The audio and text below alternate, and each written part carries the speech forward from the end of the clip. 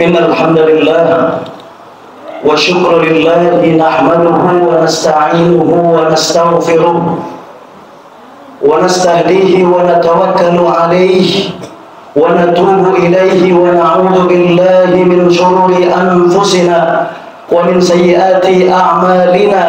من يهده الله فلا مضل له ومن يضلل فلا هادي له. وأشهد أن لا إله إلا الله وحده لا شريك له، لا إله غيره ولا رب سواه. وأشهد أن سيدنا وحبيبنا وإمامنا وقدوتنا ومعلمنا محمدا عبد الله ورسوله وصفوته من خلقه وخليله، بعثه الله بالهدى ودين الحق ليظهره على الدين كله وكفى بالله شهيدا. اللهم صل وسلم وبارك على سيدنا محمد وعلى آله وأصحابه كلما ذكره الذاكرون وغفل عن ذكره الغافلون. وصل عليه في الأولين والآخرين أفضل وأكثر وأزكى ما صليت على أحد من خلقك.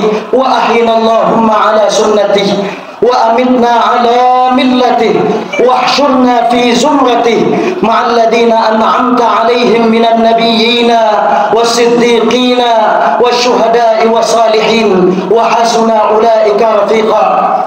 ثم أما بعد، فيا عباد الله، أوصي نفسي وإياكم بتقوى الله، فإن التقوى خير الزاد يتزود به العبد إلى دار المعاد. قال الله تعالى في كتابه المبين وهو أصدق القائلين: أعوذ بالله من الشيطان الرجيم، بسم الله الرحمن الرحيم.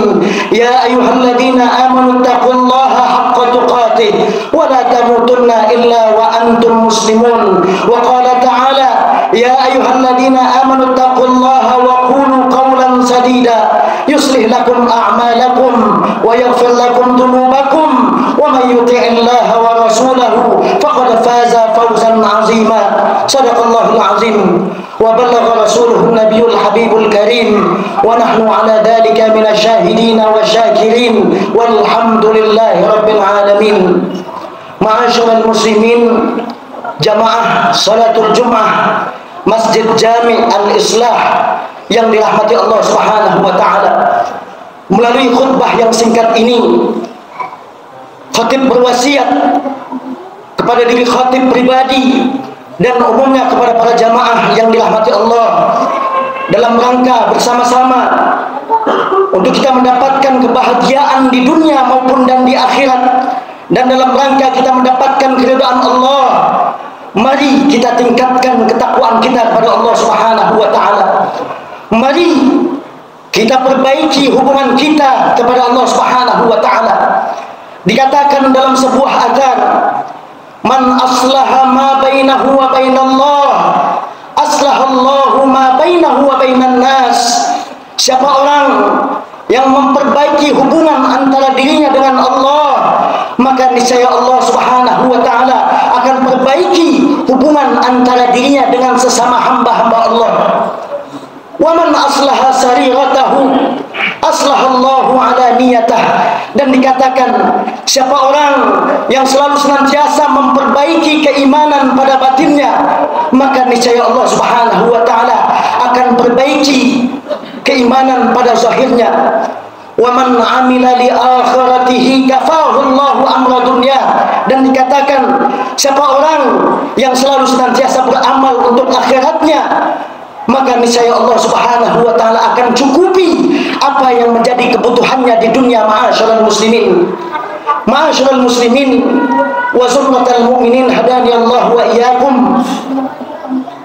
Tidak terasa saat ini di hari Jumat al-Mubarakah, saat ini kita berada di penghujung daripada bulan Jumadil Akhir,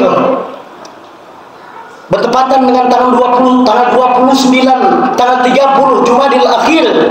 Itu artinya nanti malam kita akan memasuki malam yang pertama daripada bulan Rajab, bulan di mana Allah Subhanahu wa taala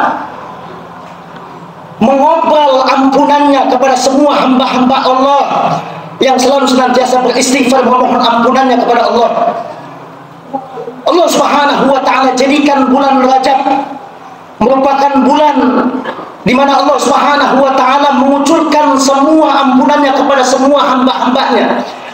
Baginda Nabi SAW manakala memasuki bulan Rajab, ada satu doa yang seringkali dipanjatkan oleh baginda Nabi SAW.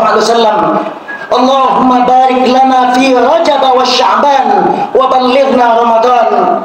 Baginda Nabi SAW bermohon kepada Allah Subhanahu wa ta'ala, ya Allah, berikanlah kepada kami keberkahan pada bulan Rajab dan Sya'ban, wa ballighna Ramadan, dan sampaikanlah kami kepada bulan Ramadan. Inilah doa yang diajarkan oleh baginda Nabi SAW yang sepatutnya kita amalkan. Yang mulai nanti malam kita bermohon pada Allah Subhanahu wa ta'ala, mudah-mudahan kita termasuk hamba-hamba Allah yang tidak keluar daripada bulan Rajab ini, melainkan Allah Subhanahu wa ta'ala telah mengampuni semua dosa-dosa kita. Amin ya rabbal alamin. Ma'asyiral muslimin rahimakumullah. Dikatakan oleh para ulama bahwasanya al-istighfar talabul maghfirah, yang artinya meminta ampunan dari Allah Subhanahu wa ta'ala. Allah Subhanahu wa ta'ala berikan istighfar.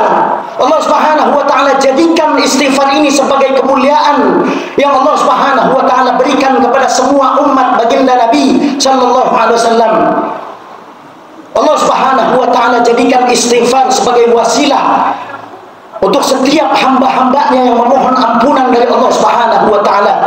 Bahkan Al-Imam Ali karramallahu wajhah, beliau pernah mengatakan, beruntung orang yang selalu senantiasa membasahi lisannya dengan beristighfar. Beliau mengatakan, ma alhamallahu 'abdan an yastaghfir illa wa huwa yuridu an yaghfiralah. Tidaklah seorang hamba yang diilhami oleh Allah Subhanahu wa ta'ala untuk dia mengucapkan kalimat istighfar, dia mengucapkan astaghfirullah, melainkan Allah Subhanahu wa ta'ala sedang ingin memberikan ampunannya kepada hamba tersebut. Ini di antara kemuliaan yang Allah Subhanahu wa ta'ala berikan kepada umat baginda Nabi sallallahu alaihi wasallam yang tidak diberikan kepada umat-umat sebelum baginda Nabi sallallahu alaihi wasallam. Karena kalau kita melihat di dalam Al-Qur'an, ketika umat baginda Nabi Musa alaihissalam, ketika ada di antara umat Nabi Musa alaihissalam yang ketika berbuat dosa, ketika berbuat kemusyrikan, ketika mereka bermohon ampunan dari Allah Subhanahu wa ta'ala, Allah Subhanahu wa ta'ala tidak mudah memberikan ampunan kepada semua umat Nabiullah Musa alaihissalam. Di dalam Al-Quran Allah Subhanahu wa ta'ala katakan, faqtulu anfusakum, bunuhlah diri-diri kalian demi mendapatkan ampunan dari Allah Subhanahu wa ta'ala.